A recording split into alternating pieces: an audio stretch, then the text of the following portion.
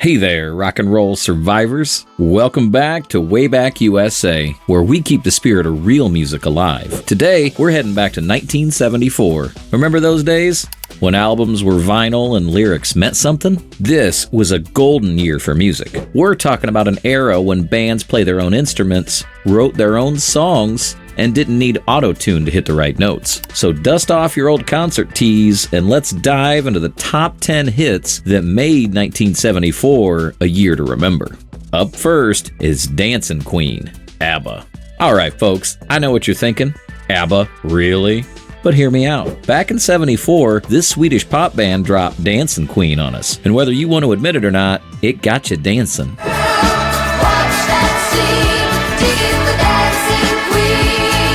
Now, ABBA wasn't just your typical pop group. These folks were marketing geniuses. While we were all growing our hair long and rocking the denim, they came out in sequins and platform boots, making an impact on 70s fashion.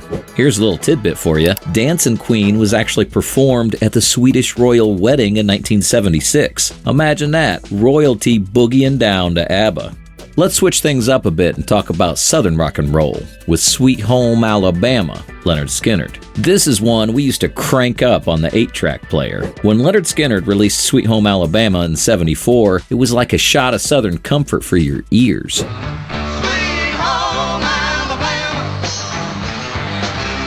This tune had more attitude than a rattlesnake in a pickle jar, and it wasn't afraid to bite back at Neil Young's Southern Man. Lynyrd Skynyrd was the real deal. They took that Southern rock sound and turned it up to 11. These weren't no pretty boys playing at being rockers. They lived it, breathed it, and put it all out there on stage. Now, here's something that'll make you spit your sweet tea. Despite the song title and the band's Southern image, none of the Lynyrd Skynyrd boys were actually from Alabama. Talk about fake it till you make it. Another twist for you with a love song, The Way We Were, Barbra Streisand. Now, don't go thinking we gone soft on you, but sometimes even the toughest rockers need a good power ballad. Barbra Streisand's The Way We Were was the kind of song that could make a grown man cry. Not that any of us would admit it, right? Of the way we were. Streisand wasn't just a singer. She was a force of nature with a voice that could shatter glass and melt hearts in equal measure. In a year dominated by rock and disco, Babs proved that sometimes less is more. All you need is a great voice and a killer song. Here's a piece of trivia that'll tug at your heartstrings. The Way We Were was almost cut from the movie of the same name. The director thought it was too sentimental, but Streisand fought to keep it in. Good thing she did. It went on to win an Oscar for Best Original Song. All right, you old rockers, it's time to weigh in. We've just covered 3 iconic songs that probably bring back more memories than you'd care to admit. Tell us in the comment section and let us know which one of these 1974 hits still gets your heart racing faster than a 69 Camaro. And hey, if you're enjoying this trip down memory lane, hit that like button. Time to crank it up again, folks. You Ain't Seen Nothing Yet, Bachman Turner Overdrive. This was the kind of song that made you want to hop in your car, roll down the windows, and drive fast enough to get a speeding ticket.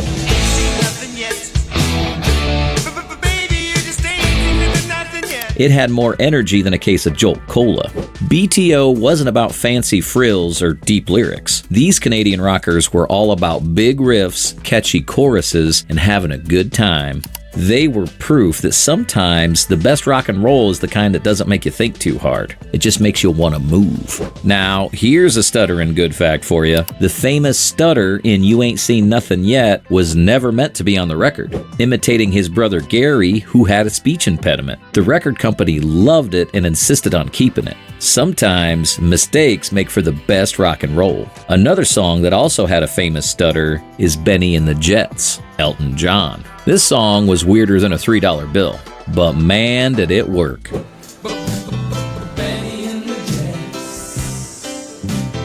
This tune had more funk than your old gym socks, and it even had rock heads grooving.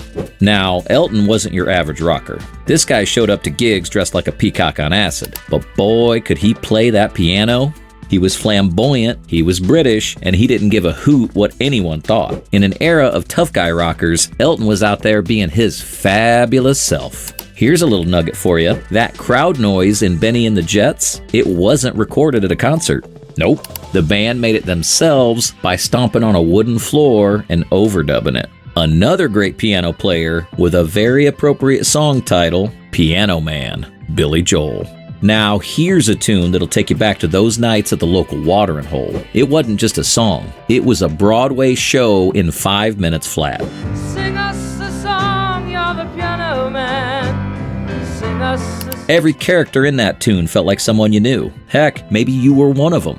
Billy Joel, the piano man himself, looked like he could have been your accountant. But when he sat down at that piano, magic happened. He told stories about ordinary folks like us, and somehow made them sound extraordinary. Here's a little trivia to impress your buddies. Joel learned to play the harmonica specifically for this song. Talk about picking up a new trick. We've just covered 3 more classics that probably soundtrack some of your best or worst moments. Were you strutting like Elton, disco dancing to ABBA, or drowning your sorrows with Piano Man? Share your war stories in the comments below, and be sure to share with your friends as well. Get ready to boogie with Rock Your Baby, George McCrae. McCrae might not be a household name like some of our other artists, but for one glorious moment in '74, he was the king of disco. He proved that sometimes all you need is a catchy hook and a beat that won't quit to make music history.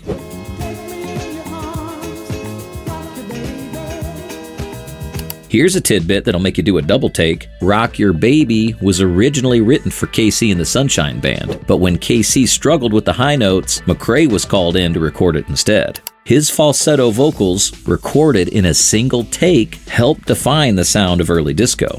Talk about being in the right place at the right time. Now, let's get down and dirty with Can't Get Enough, Bad Company. This track was the kind of song that made you want to grow your hair long and buy a motorcycle, even if you were going bald and drove a station wagon. Bad Company wasn't just another rock band. They were a supergroup made up of members from Free, Mott the Hoople, and King Crimson. These guys knew their way around a rock anthem, and with Can't Get Enough, they created a classic that still gets the blood pumping today. Here's a little known fact. Can't Get Enough was written by guitarist Mick Ralphs while he was still in Mott the Hoople. They turned it down, thinking it didn't fit their style. Their loss was Bad Company's gain. Okay, let's get ready to set sail with Rock the Boat, the Hughes Corporation. This tune was the definition of smooth sailing, with a beat that could calm rough waters and harmonies sweeter than a tropical breeze. It was the kind of song that made you want to put on your best polyester suit and hit the dance floor.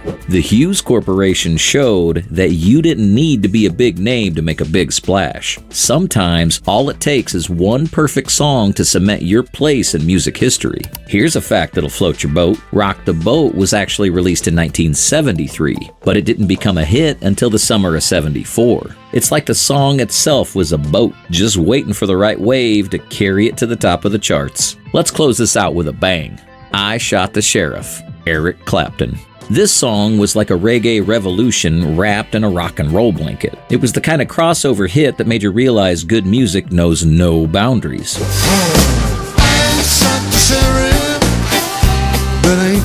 Now, Eric Clapton wasn't just any guitarist. He was Slowhand, the cream of the crop. The man so good they once scrawled, "Clapton is God" on London walls. But with this track, he showed he wasn't afraid to step out of his comfort zone and try something new.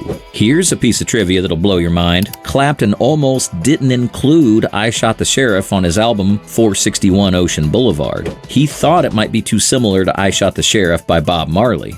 Wait, what?